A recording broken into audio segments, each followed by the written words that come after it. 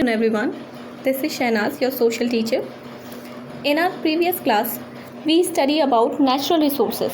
हमने अपनी पिछली क्लास में नेचुरल रिसोर्सेज के बारे में पढ़ा था, जिन्हें अलग अलग कैटेगराइज किया गया था डेवलपमेंट के अकॉर्डिंग, ओरिजिन के अकॉर्डिंग, रिन्यूएबिलिटी के अकॉर्डिंग और उसके डिस्ट्रीब्यूशन के अकॉर्डिंग, जिसमें आपने actual resources, potential resources, biotic, abiotic resources and renewable resources के बारे में पढ़ा था। आज हम आपको नॉन रिन्यूएबल रिसोर्सेज के बारे में बताएंगे। These resources get completely exhausted after use and can not be replaced और रिन्यूड। ये रिसोर्सेज उपयोग के बाद पूरी तरह से समाप्त हो जाते हैं, यानी जब हम इन्हें एक बार उपयोग में लेते हैं तो ये फिनिश हो जाते हैं and can not be replaced. इन्हें बदला भी नहीं जा सकता और ना ही इन्हें रिन्यू किया जा सकता है, यानी दोबारा इन्हें बनाया भी नहीं जा सकता। पेट्रोलियम प्रोडक्ट, कोल एक्सेट्रा नॉन रिन्यूएबल रिसोर्सेज। जैसे आपके पेट्रोलियम प्रोडक्ट होते हैं, डीजल होता है, केरोसिन ऑयल होता है या पेट्रोल होता है, ये सारे ही इन्हीं रिन्यूएबल रिसोर्सेज के एग्जाम्पल्स होते हैं। कोल यानी कोयला भी इन्हीं का एक एग्जाम्पल है। Once they have existed we will have to learn to live without them. एक बार अगर ये समाप्त हो गए तो हमें इनके बिना ही रहना सीखना होगा। नेक्स्ट पॉइंट है हमारा on the basis of their distribution. उनके डिस्ट्रीब्यूशन के आधार पर कैसे उन्हें डिवाइड किया गया है रिसोर्सेज को। Some natural resources can be found anywhere. कुछ नेचुरल रिसोर्सेज जो प्राकृतिक संसाधन होते हैं वो कहीं पर भी पाए जाते हैं, while some may be found in a particular region. जबकि कुछ ऐसे होते हैं संसाधन जो कुछ खास क्षेत्र में या खास स्थान पर ही पाए जाते हैं। Hence they can be classified as localised and ubiquitous. इसीलिए वे दो पार्ट्स में डिवाइड किए गए हैं, लोकलाइज्ड और यूबिक्विट्स। लोकलाइज्ड मीन्स स्थानीय। These resources are found in a specific region like minerals and oils. ये resources किसी खास जगह पर पाए जाते हैं, जैसे कि मिनरल होते हैं या आपके ऑयल होते हैं। मिनरल्स मीन्स होता है खनिज। Minerals like iron ore. Iron ore means कच्चा लोहा जो होता है। Found in Bihar and Orissa are localised resources. जो कि आपका बिहार और उड़ीसा में पाया जाता है वो लोकलाइज्ड रिसोर्सेज कहलाते हैं। लेकिन इसमें क्या खासियत होती है कि ये किसी एक स्पेशल जगह पर पाए जाते हैं, इन्हें हम हर जगह नहीं ले सकते। नेक्स्ट पॉइंट है आपका यूबिक्विट्स। दीज रिसोर्सेज, यूबिक्विट्स कहते हैं यूनिवर्सल या देशव्यापी या फिर जो सब जगह मिल सके। These resources are found everywhere like the air we breathe, sunlight we get और water we drink. Air, sunlight and water etcetera are ubiquitous resources. ये संसाधन सभी जगह पाए जाते हैं, जैसे हवा जिसमें हम सांस लेते हैं और सूरज की रोशनी जो हमें मिलती है, या फिर वो जो पानी हम पीते हैं। तो हवा, सूरज की रोशनी और पानी, ये सब क्या होते हैं, यूबिक्विट्स रिसोर्सेज होते हैं, यानी कि यूनिवर्सल रिसोर्सेज के नाम से इन्हें जाना जाता है, जो हर जगह पाए जाते हैं। इनके लिए कोई एक पर्टिकुलर जगह नहीं होती है कि ये खास जगह पर ही मिलेंगे, ये सब जगह पाए जाते हैं। Next point is man made resources. अभी तक आपके नेचुरल रिसोर्सेज यही कंप्लीट हो गए। अब आते हैं आपके मैन मेड रिसोर्सेज, यानी कि मानव निर्मित संसाधन जो इंसानों ने बनाए हैं। The resources that are created from the natural substance by the human being to produce valuable resources.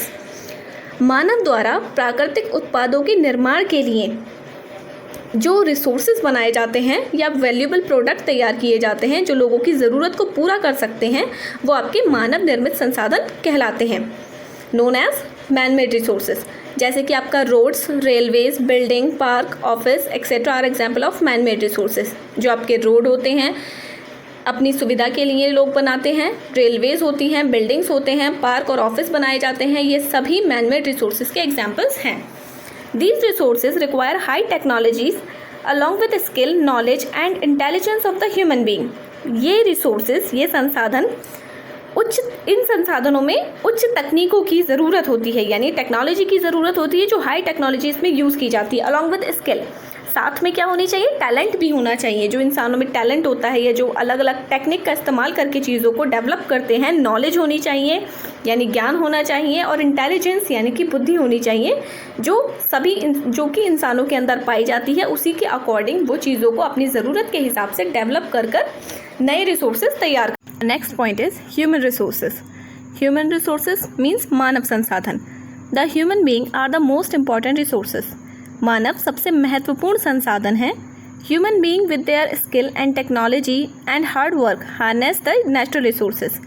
Human being यानी कि जो इंसान होते हैं वो अपने स्किल से यानी अपने टैलेंट से, टेक्नोलॉजी से और अपनी कठिन मेहनत से नेचुरल रिसोर्सेज का इस्तेमाल करते हैं या उसको यूज़ में लेकर आते हैं। Economic prosperity of a country depend on how the available resources are harnessed by human being.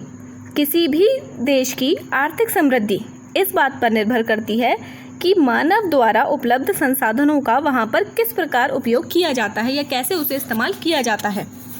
ये तो थे हमारे रिसोर्सेस। नेक्स्ट हमारा पॉइंट आएगा वैल्यू ऑफ रिसोर्स यानी संसाधनों की कीमत या संसाधनों का मूल्य। All the countries in the world have huge natural resources. दुनिया के सभी देशों में बहुत सारे प्राकृतिक संसाधन हैं, but some of them do not know how to use and develop these resources. लेकिन उनमें कुछ ये नहीं जानते कि कैसे इन रिसोर्सेज का इस्तेमाल किया जाए या कैसे इन्हें डेवलप किया जाए। Hence they remain poor and under developed. इसीलिए वे गरीब हैं और क्या है, विकासशील। अंडर डेवलप्ड मीन्स होता है विकासशील। Importance of a particular resource change with time. किसी भी विशेष रिसोर्स की या संसाधन की जो महत्वपूर्णता होती है, इंपॉर्टेंस होती है, वो टाइम के साथ बदलती रहती है। It depend not only on the changing weather but also on different needs of the human। ये न सिर्फ वेदर के चेंज होने पर डिपेंड करता है बल्कि इंसान की ज़रूरत के बदलने पर भी ये चेंज हो जाते हैं। Resources can be expressed in terms of economic, aesthetic यानी related to beauty and legal value etcetera. Resources को हम कई तरीके से व्यक्त कर सकते हैं, जैसे इकोनॉमिक यानी कि आर्थिक, एस्थेटिक मीन्स सौंदर्य या ब्यूटी से related, and legal value means कानूनी मूल्य के रूप में उन्हें हम व्यक्त कर सकते हैं। वन बाय वन नीचे डिस्क्राइब किया गया है, तो हम पॉइंट टू पॉइंट आपको क्लियर करेंगे। फर्स्ट पॉइंट होगा हमारा economic value. The economic value of a resource is counted when it is used for personal and commercial purposes. Resources का आर्थिक मूल्य तब गिना जाता है जब इसका उपयोग व्यक्तिगत और व्यावसायिक उद्देश्यों के लिए किया जाता है, यानी इसका या तो पर्सनल यूज़ किया जाए या कमर्शियल यूज़ किया जाए। Next point is aesthetic value means सौंदर्य मूल्य। Sense of pleasure is a basic human instinct. आनंद की भावना या खुशी की भावना मानव की प्रवृत्ति की क्या होता है, बुनियादी भावना होती है। So the thing that give us pleasure are also resources. तो वो चीज़ें जो हमें खुशी देती हैं वो भी हमारे लिए एक संसाधन होती हैं। The desert and seas are such resources. इसी तरीके के कुछ संसाधन कौन से हैं, डिज़र्ट यानी जो रेगिस्तान होते हैं और जो हमारे समुद्र होते हैं वो भी इसी टाइप के संसाधन होते हैं। Because we enjoy their beauty, क्योंकि हम उनकी सुंदरता का क्या करते हैं, आनंद लेते हैं। Next point is legal value यानी कानूनी मूल्य। कानूनी कीमत क्या होती है। If a resource is limited, मान लीजिए कि अगर कोई रिसोर्स ऐसा है जो सीमित है, यानी कि जैसे आपका पेट्रोल है, वो एक बार ख़त्म होने के बाद में दोबारा नहीं रिन्यू किया जा सकता, तो इसीलिए वो लिमिटेड है। It becomes extremely valuable for us. तो क्या होगा, ये हमारे लिए बहुत ज़्यादा मूल्यवान हो जाता है। As soon as we make a law to protect the resources, जैसे जैसे हम संसाधनों की रक्षा के लिए कानून बनाते हैं, we attach legal value to them. तो हम उनके साथ में क्या करते हैं, कानूनी मूल्य जोड़ देते हैं, हम उन्हें कानूनी मूल्य देते हैं। सो ये आपके रिसोर्सेस और उनकी वैल्यूज़, क्या कीमत होती है संसाधनों की, वो क्लियर हो गया। आज के लिए आपका इतना ही स्टूडेंट्स। जब हम अपनी नेक्स्ट क्लास में आपको पढ़ाएंगे तो हमारा नेक्स्ट टॉपिक होगा कंजर्वेशन ऑफ रिसोर्सेज। मीन्स के रिसोर्सेज होते क्या हैं, उनकी वैल्यू क्या होती है, ये सब तो आप पढ़ चुके। लेकिन उन रिसोर्सेज को जो लिमिटेड हैं, मेनली लिमिटेड रिसोर्सेज को, वैसे तो सभी रिसोर्सेज के लिए होगा, लेकिन जो मेन है जिन्हें लिमिटेड रिसोर्सेज में लेकर के आते हैं, तो वो रिसोर्सेज को हम कैसे कंजर्व कर सकते हैं, उनको कैसे बचा सकते हैं फ्यूचर जनरेशन के लिए या future use. Okay students, today's class is over now. It's time to say goodbye. Thank you.